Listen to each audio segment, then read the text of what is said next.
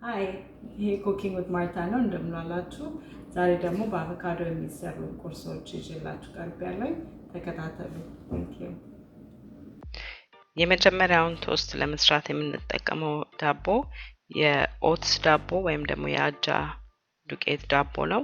ወይም ደግሞ የእንግሊሽ ማፍን የሚባለውን እንደነዚህ አይነቱን እንጠቀማለን። የፈለጋችሁትን አይነት ዳቦ ግን መጠቀም ትችላላችሁ።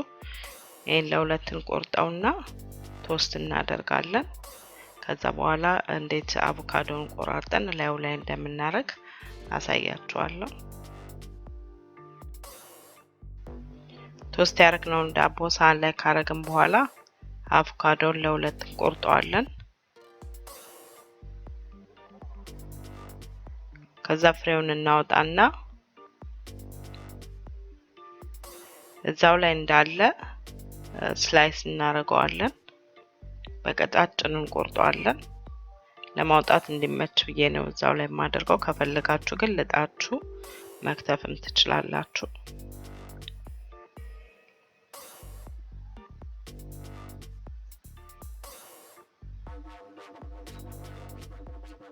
ከዛ አንድ ባንድ እያወጣን ዳቦአችን ላይ እናደርገዋለን።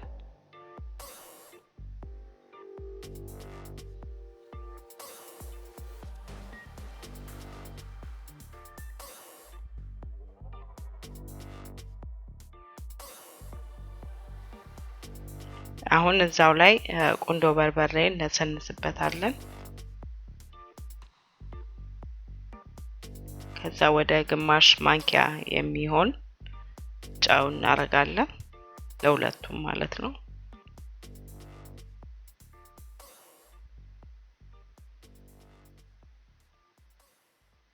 ከዛ የግማሽ ሎሚውን ጨምቀን ትንሽ ብቻ ላዩ ላይ እናደርግበታለን። በጣም ቀላል ነው ለመስራት። ተጣርፋችሁ እንኳን መስራት ትችላላችሁ። ለጾም ጊዜ አብሶ ጥሩ ቁርስ ነው።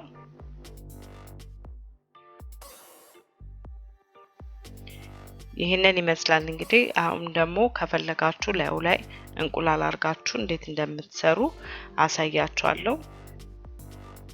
አሁን የጋለ ምጣድ ላይ ወደ 2 ማንኪያ ዘይት እናደርጋለን። እንቁላሉን መምታት የለባችሁም። እኔ እንደዚሁ እንቁላል ቁጭ ነው የሰራሁት። ግን ከፈለጋችሁ ስክራምብል ኤግ መስራት ትችላላችሁ። እንቁላል ፍርፍር ወይም ደግሞ እንደፈለጋችሁት እናንተ በምትፈልጉት አይነት እንቁላል መስራት ትችላላችሁ። ይሄ ግን ቶስቱ ላይ ስታስቀምጡት ስለሚያምር ለዛ ብዬ ነው ይሄንን የምሰራው።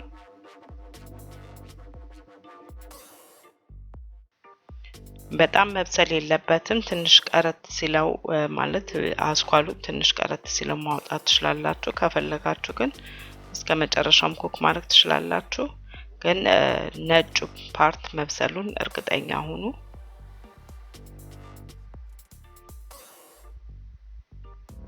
አሁን እያንዳንዱን እያወጣን ቶስቱ ላይ እናደርገዋለን።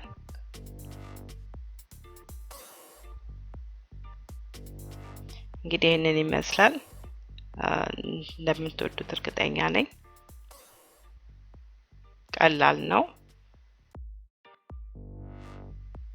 አሁን ደግሞ ሌላውን አይነት አሰራር አሳያችኋለሁ። መጀመሪያ አቮካዶውን ለሁለት እንቆርጠዋለን። ከዛ ፍሬውን እናወጣና እዛው ላይ እንዳለ አቮካዶን እንቆራርጠዋለን። ከዛ ሳህኑ ላይ እናደርጋለን።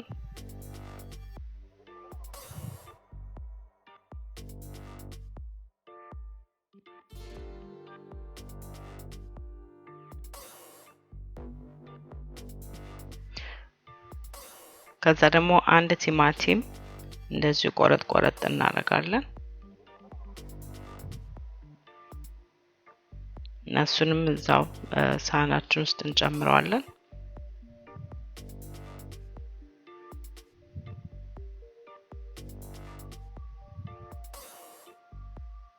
ከዛ ግማሽ ሎሚ ጨምቀን እንጨምርበታለን።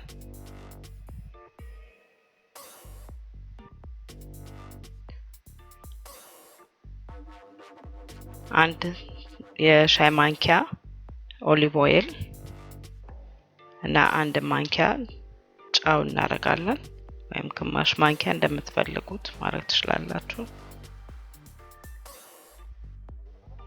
አሁን እሱን በደንብ አድርገን እናደባልቀዋለን።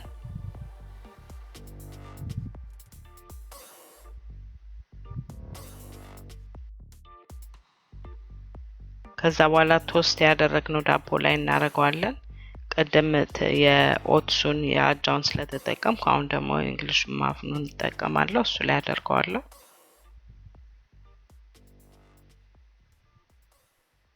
ይሄም ለጾም መበላት የሚችል ቁርስ ነው። እንዲሁም ደግሞ ስናክም መደረግ የሚችል ነገር ነው። ለጤናም ጥሩ ነው።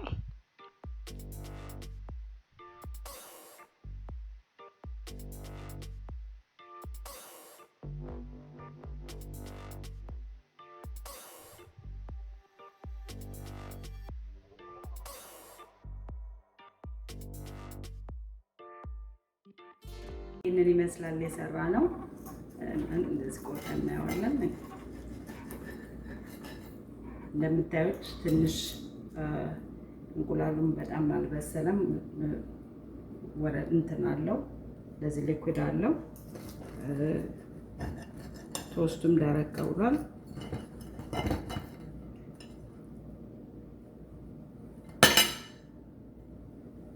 እዚህ ነው ማለት ነው። ይሄኛውንም እንግዲህ ይሄን ይመስላል። I hope you enjoy it። በሌላ ቪዲዮ እስክንገናኝ ድረስ cheers።